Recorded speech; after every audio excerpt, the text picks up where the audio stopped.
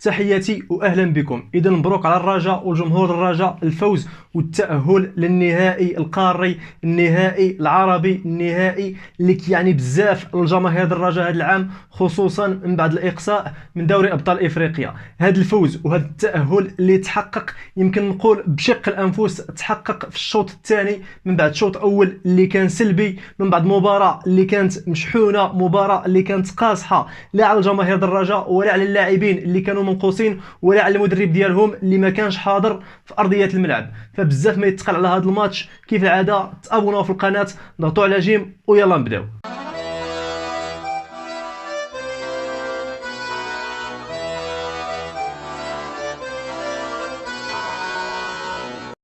اهلا بكم من جديد. اذا الرجاء خرجت قدام الاسماعيلي ب 3-0، فوز مقنع ونتيجه كبيره مشات بها للنهائي باش تقابل نادي الاتحاد السعودي. لكن في التحليل ديال هذا الماتش غادي نبدا بالحاجه الاولى، غادي نبدا تقريبا من اخر الماتش، وهو من بين مالانغو، اخر اللاعبين اللي التحق وايضا اخر اللاعبين اللي شارك. فهنا السؤال اللي غادي نطرحوه كاملين هو علاش الفلسفه؟ لاعب اللي هو واجد، لاعب اللي قادر يلعب، لاعب اللي المسحه ديالو كانت سلبيه، تشافى من الفيروس اللي كان فيه، علاش نخليوه في مقعد البدلاء؟ خصوصا انه اكثر لاعب هداف حاليا كاين في الرجاء، وربما اهم لاعب في البوست ديال راس الحربه، فما غاديش يتقارن لا مع السعداوي ولا مع غيره. فبكل صراحه اللاعبين كاملين مشكورين على المجهود ديالهم، لكن ربما التاهل هذا النهار ما كانش يتحقق كل ما كانش مالانغو. فمره اخرى السلامي والبوشروان، علاش مالانغو يبقى في مقاعد البدلاء؟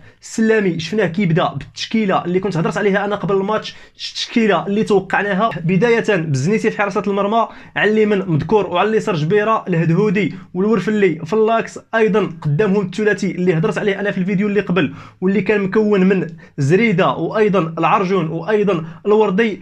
الثلاثي الهجومي كان متولي على اليمين راحمي، لكن في قلب الهجوم بدل السلامي، وهنا نقطه كتخاد عليه وخاصنا نسولوا عليها. بدل مالانغو اللي هضرنا عليه كاملين، بدلو باللاعب السعداوي اللي صراحه في الشوط الاول كان معزول كليا وسط الدفاع المتكتل، الدفاع اللي من جوج خطوط اللي كان كيلعب به نادي الاسماعيلي، وهذا الشيء اللي خلانا تقريبا ما نشوفوش كاع السعداوي. وبالاضافه لهذه النقطه الثانيه السلبيه اللي كانت في الشوط الاول اللي يمكن نعتبروه شوط سلبي، هي وسط الميدان اللي صراحه افتقر للابداع. هذا الشيء كنت هضرت عليه انا وكنت قلت ان باللاعب بزريده العرجون وايضا الوردي غادي يكون وسط ميدان كيفتقر للابداع، كيفتقر اللاعب اللي قادر يصنع هجمات حقيقيه، خصوصا مع الغياب ديال حفيظي. وهذا الشيء اللي مازال غادي نشوفوه كيتكرر الى زاد الحفيظي غاب وطول اكثر. فبوشروان بدا بهذا الثلاثي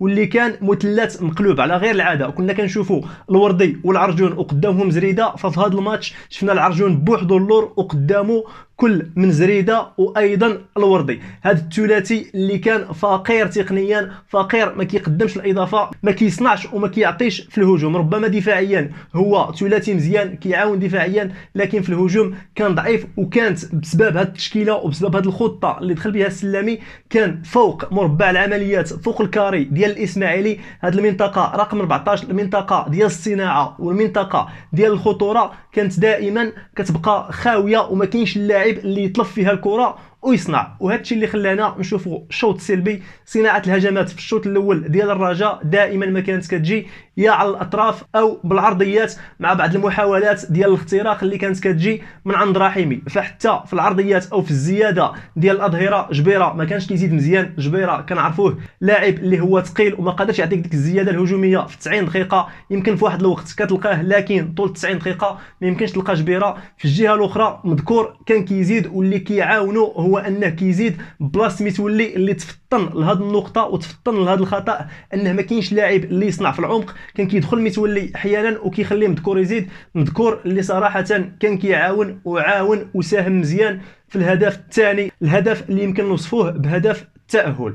وبالمجمل على العموم فالرجاء في الشوط الاول كانت مسيطره، لكن هذه هي السيطره اللي كنقولوا وكنهضروا عليها وكنقولوا عليها سيطره سلبيه. فالرجاء كانت مسيطره على الكره لكن بدون خلق هجمات للاسباب اللي قلت من قبل خلات الرجاء انه يشد الكره لكن ما يقدرش يوصل لمرمى الاسماعيلي اللي من اول دقيقه كان باين جاي الحاجه وحده، جاي يدافع وباغي يتاهل بالهدف اللي كان سجلو في الارض ديالو في الملعب ديالو قبل سنه في مصر. فمن بعد هادشي اللي شفناه والمشاكل ديال الرجاء اللي شفناها في الشوط الاول، فحتى العمى كان غادي يدير نفس التغييرات اللي دارهم ابو شروان في الشوط الثاني. فكان ضروري من انه يسحب واحد من داك الثلاثي العرجون زريده والوردي، وبالخصوص ما بين الثنائي زريده او الوردي كان واحد فيهم خاصو يجلس وخاصو يدخل لاعب اللي قادر يلعب في العمق وايضا يتحرك على الاطراف، لاعب اللي قادر بالدارجه ينشط هجوميا ويعطي حلول للرجاء. وهادشي اللي كان بوشروان في الشوط الثاني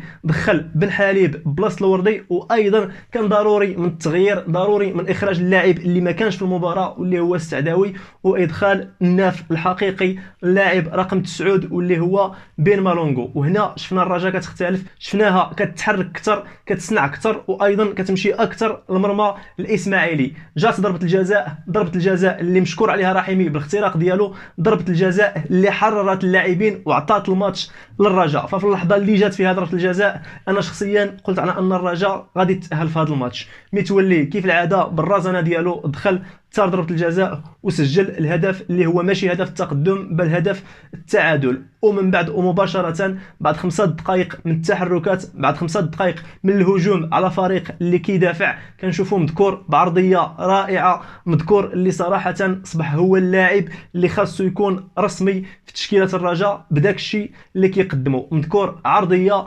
والمطرقه الراس الذهبيه اللي كيف قال المعلق ديال مالانغو كتجيب لنا الهدف ديال التاهل. فصراحه مالانغو دخل ماشي غير في الهدف كان لاعب مؤثر، بل ان مالانغو حتى في التحركات ديالو لا خارج المربع ولا داخل المربع كان دائما مؤثر، والتحركات ديالو هي اللي شفناها في الهدف الثالث. فمالانغو هو اللي استقبل الكره برا من الكاري، هو اللي مرر، ومن بعد كنشوفوا التمريره الحاسمه ديال رحيمي لبن حليب. بن حليب اللي كل ما شارك كيخلي البصمه ديالو، بن حليب اللي رغم المشاكل ديالو، رغم انه غاب لفتره طويله، بن حليب غير كيدخل كيماركي. فنتمناوه يستمر بهذه الطريقه. دائما نشوفوا بن حليب ملي كيدخل من مقاعد البدلاء كيماركي، لو ان هذا الشيء يكلفه ما يلعبش اساسي فيجي من مقاعد البدلاء ويسجل ويعطي للرجاء الاهداف اللي غادي تكون مؤثره في هذا الموسم اللي طويل بزاف، واللي صراحه كتلام عليه عاوتاني مره اخرى الاداره ديال الرجاء بقله التعاقدات. فشفنا ان هذا النهار الرجاء كتاهل باللاعبين ديال الموسم اللي فات، مالانغو، رحيمي، بن حليب، اللاعبين القدام. ما شفناش شي زياده في اللاعبين. ايضا حتى في اليمن كيف قلت في الظهير الايمن شفنا مذكور اللي كيتعد لاعب من الموسم الماضي.